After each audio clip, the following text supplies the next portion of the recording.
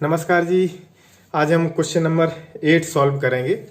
तो देखो, पहले 8 में वोल्टेज हमें 230 वोल्ट दिया गया है और पहले धारा 3.2 है, बाद में 2.8 हो गई है और रूम टेम्परेचर 27 डिग्री दिया है सेल्सियस और हमें उसका स्थायी ताप पता करना है, जबकि अल्फा का मान हमें ज्ञात है। तो हम क्या करते हैं कि एक आपने सूत्र पढ़ा है कि सूत्र है alpha is equal to R2 minus R1 बटे R1 इंटू डेल्टा टी। लेकिन इस सूत्र में तो R है, लेकिन यहाँ पे कहीं R नहीं है। तो पहले हम प्रतिरोध निकालते हैं। तो प्रथम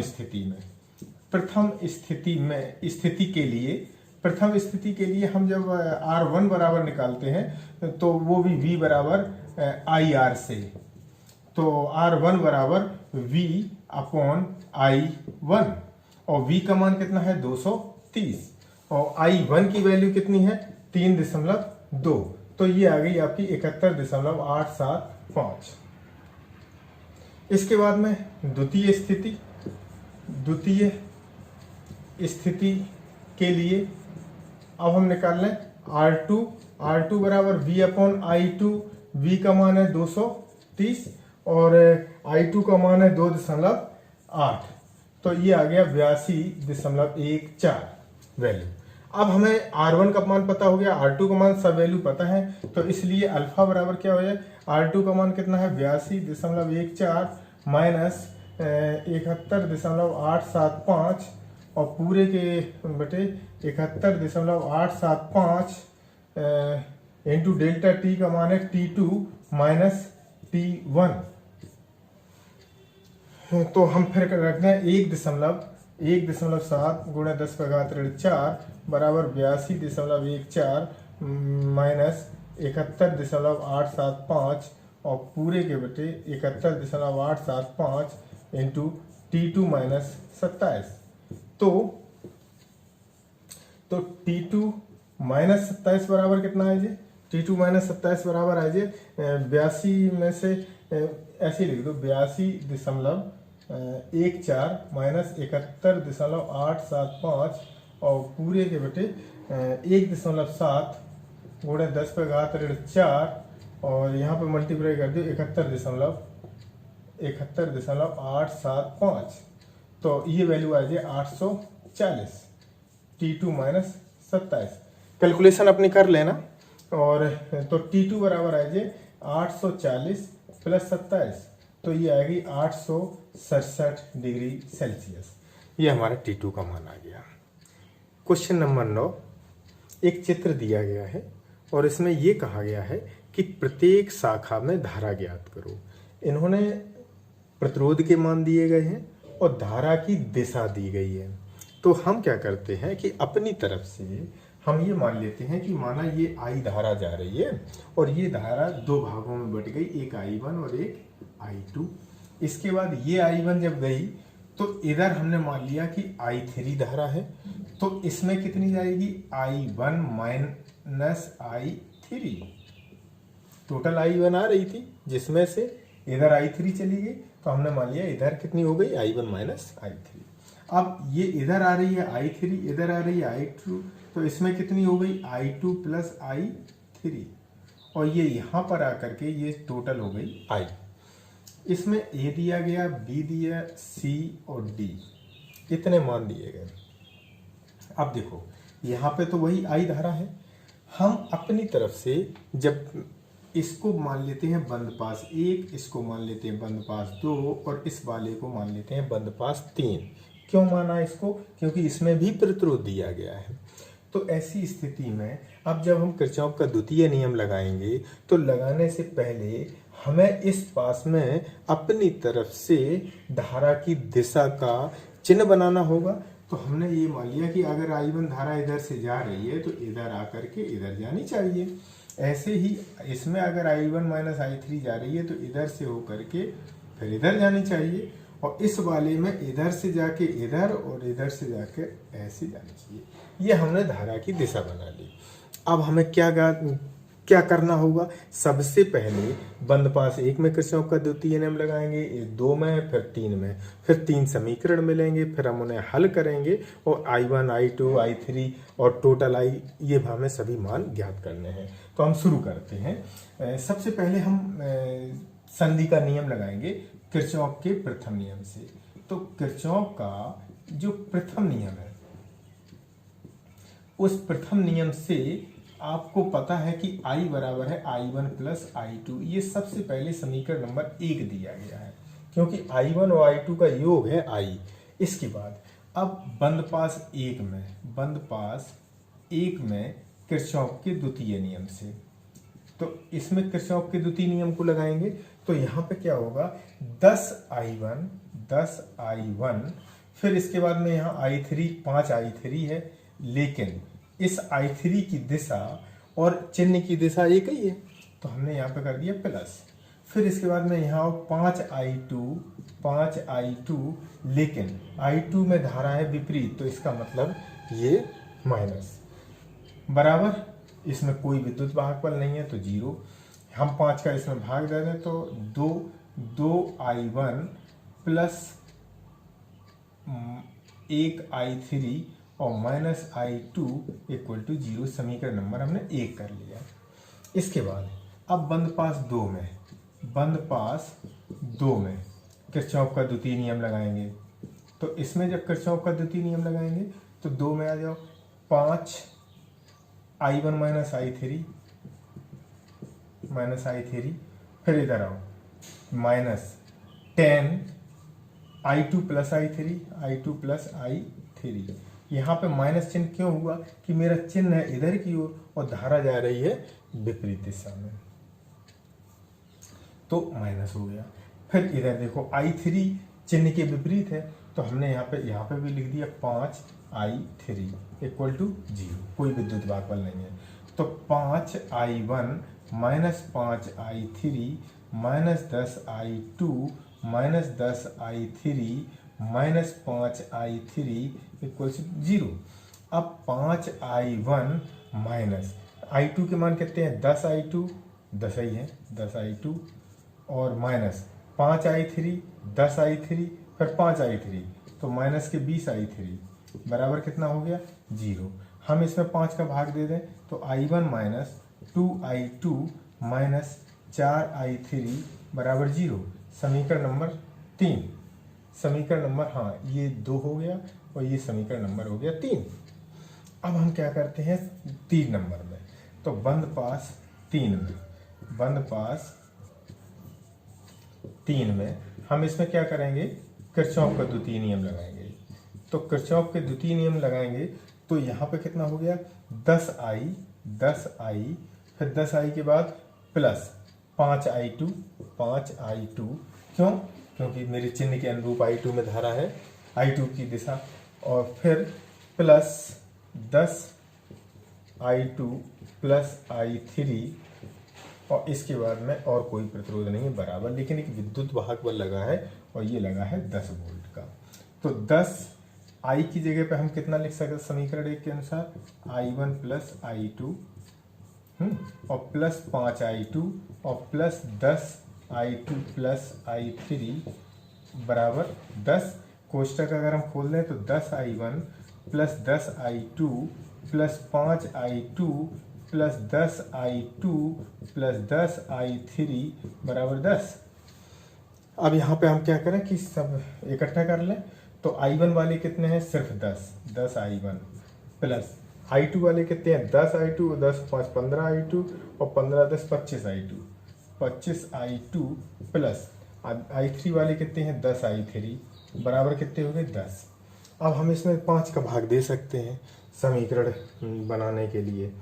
तो 5 दूनी 10, 2I1 और 5I2 प्लस 5I2 और प्लस 2I3 बराबर 5 दूनी 10।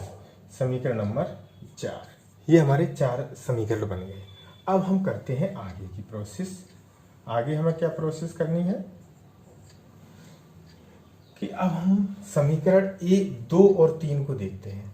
2 और 3 में क्या है कि अगर हम इनको हल करें तो अगर हम I3 इसमें ख़त्म करें तो इसमें हम 4 का गुणा कर दें, I3 ख़त्म हो जाएगा।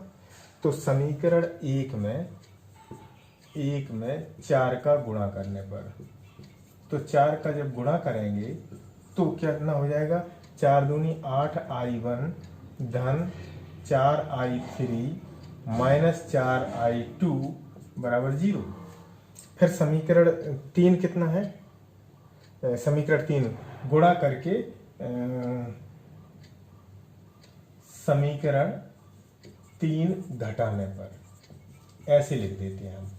तो समीकरण 3 कितना है, I1 minus 2I2 minus 2I2 minus 2I2 और माइनस 4I3 घटाने पर नहीं, जोड़ने पर क्योंकि ये कट जाएंगे, जोड़ने पर बराबर 0। अब हमने क्या किया, इनको जोड़ दिया, तो जब जोड़ दिया तो ये तो कट गए, तो 8 और 1 9 I1 और माइनस 4 2 6 I2 बराबर 0, या 3 का भाग देना 3 I1 माइनस 2 I2 बराबर 0, समीकरण नंबर 5। अब आ जाओ समीकरण नंबर 4 में। समीकरण 4 और समीकरण 3 को हल कर लेते हैं, समीकरण 3 और 4। तो हम क्या करते हैं कि समीकरण 4 में 2 का गुणा कर दें, समीकरण 4 में 2 का गुणा करके फिर हम क्या करते हैं, गुणा करके जोड़ने पर, 3 को जोड़ने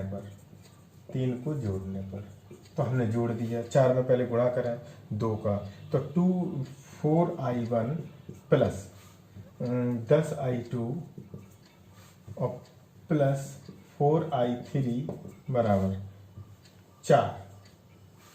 4। इसके बाद में इसको I1 minus 2I2 minus 4I3 बराबर 0। अब हमने क्या किया, इन्हें जोड़ दिया, तो जब जोड़ दिया तो ये तो कट गए। यहाँ पे कितना है, 4 1 5 I1 और यहाँ पे 10 में से 2 माइनस एक प्लस 8 I2 बराबर 4। ये समीकरण नंबर हो गया 6। अब हम समीकरण 5 और 6 को हल कर लें। कैसे करेंगे, यहाँ पे 5 I1 है, ये 8 I2 है, तो हम यहाँ पे क्या करें, 4 का गुणा कर दें। तो समीकरण 5 में 4 का गुणा करके समीकरण 6 को घटाने पर हमने क्या किया, समीकरण 6 को घटा दिया। कैसे कि समीकरण 5 में पहले 4 का गुणा करें, 4 दिया 12 I1 माइनस, फिर 4 का गुणा करें इसमें, 4 दूनी 8 I2 बराबर 0, और समीकरण 6 कितना है, 5 I1 और प्लस 8 I2 बराबर 4। यहाँ हम घटाएंगे नहीं, जोड़ेंगे। हम क्या करेंगे, जोड़ेंगे, क्योंकि चिन्ह विपरीत है ना, तो जोड़ने से, चिन्ह विपरीत है तो जोड़ने से आसानी रहेगी। तो हमने क्या किया, जोड़ने पर जब जोड़ दिया तो ये तो कट गए, तो यहाँ पे कितना आ गया, 12 और 5 17 I1 बराबर 4, तो I1 बराबर आ गया 4/17। I1 बराबर 4/17। अब I1 का मान हम कहाँ पर रख दें, समीकरण नंबर 5 में। चाहे तो 5 में रख दो, चाहे 6 में रख दो, बात एक ही है। तो हमने 5 में रखा I1 का मान। तो समीकरण 5 से हमने क्या किया, 3 गुणे I1 को मान 4/17 माइनस 2 I2 बराबर 0। तो 2I2 बराबर कितना आ गया, 2I2 बराबर आ गया 4 तिया 12/17। तो I2 बराबर कितना आ गया, तो इसलिए I2 बराबर कितना आ गया, 2 का भाग दे दो, 6/17 एम्पियर, ये इतने एम्पियर। हमें I1 और I2 के मान निकल आए। जब I1 और I2 के मान निकल आए, अब हम जाए कहाँ पे, समीकरण नंबर, चाहे तो 2 में जाए, चाहे समीकरण 3 में जाए, तो हमें I3 मान निकल आएगा। समीकरण 2 से, समीकरण 2 में कितना है, 2I1, तो 2 गुणे I1 का मान कितना है 4/17, 4/17। और इसके बाद में प्लस I3 माइनस I2 का मान कितना है 6/17, 6/17 बराबर कितना है 0। तो I3 बराबर कितना आ गया, I3 बराबर -6 उस तरफ पहुंच गए, प्लस के 6/17 माइनस 4 दूनी 8/17, तो 6 में से 8 गई तो माइनस की बची 2/17। I3 बराबर आ गया -2/17 एम्पियर। ठीक है, ये I3 निकल आया। अब हम क्या करते हैं समीकरण 1 से, समीकरण 1 से I बराबर कितना है, I बराबर कितना है I1 प्लस I2। I1 की वैल्यू कितनी है 4/17, I2 की वैल्यू कितनी है 6/17, तो ये कितना आ गया 10/17, I की वैल्यू आ गई। अब हमें ये सब मान निकाल लिए। अब हमें प्रत्येक शाखा का अब हमें आंसर लिखना है। तो आंसर कैसे लिखेंगे, तो देखिए आंसर लिखने के लिए आप सबसे पहले अपना चित्र देखो। तो चित्र में के अनुसार भुजा AB में धारा, शाखा AB में धारा कितनी है I1, और I1 बराबर कितना है 4/17 एम्पियर, एक आंसर। अब आ जाओ भुजा BC में, BC में धारा, BC में धारा है I1 माइनस I3, जो कि कितनी है I1 का मान कितना है, I1 का मान है 4/17 माइनस I3 का मान है 2/17 माइनस 2/17, तो ये कितना हो गया, यहाँ माइनस माइनस प्लस 4 2 6/17 एम्पियर। ये आ गई वैल्यू BC में। अब इसके बाद में AD में, AD में धारा, AD में धारा है I2, और I2 बराबर कितना है 6/17 एम्पियर। इसके बाद में AD के बाद में DC, DC में धारा, DC में धारा है I2 प्लस I3 बराबर, I2 का मान कितना है, I2 का मान है 6/17 प्लस I3 का मान कितना है -2/17, -2/17, तो 6 में से 2 गई 4/17, इतने एम्पियर आ गया। अब DC निकल आया। अब हमें निकालना है किसमें, भुजा BD में, BD में धारा I3 बराबर, और ये I3 बराबर कितना है -2/17 एम्पियर। अब कौन सी बची धारा, मुख्य धारा। तो सेल से धारा जो I है वो काहे के बराबर है, I बराबर I1 प्लस I2 के, I बराबर जो कि हम निकाल ही चुके 10/17 एम्पियर। तो ये आपके आंसर है। क्वेश्चन नंबर 10 में सूत्र है S बराबर R 100 माइनस L/L। अब इस सूत्र से R पूछा गया, तो R हम कैसे ज्ञात करेंगे, तो R बराबर क्या हो जाएगा S into L/100 minus L। S का मान कितना है 12.5 इंटू L का मान कितना है 39.5 बटे 100 माइनस L का मान कितना है 39.5, 8.16 ओम। मोटी पत्तियां इसलिए लगाई जाती हैं जिससे उनका प्रतिरोध न्यूनतम रहे। अब B नंबर है, B नंबर में क्या कहा गया है कि R और S को अंतर बदल करने पर सेतु का संतुलन बिंदु ज्ञात कीजिए। तो देखिए अगर हम R और S के मान बदलेंगे तो संतुलन बिंदु भी तो बदलेगा। तो ऐसी स्थिति में अब संतुलन बिंदु कहाँ मिल जाएगा, अब अभी संतुलन बिंदु जो मिल रहा था वो A से 39.5 सेंटीमीटर पे मिल रहा था, अब कितने पे मिलेगा, अब संतुलन बिंदु जो मिलेगा L बराबर वो हो जाएगा 100 माइनस L। तो 100 माइनस L का मान कितना है 39.5, तो ये हो गया 60.5 सेंटीमीटर।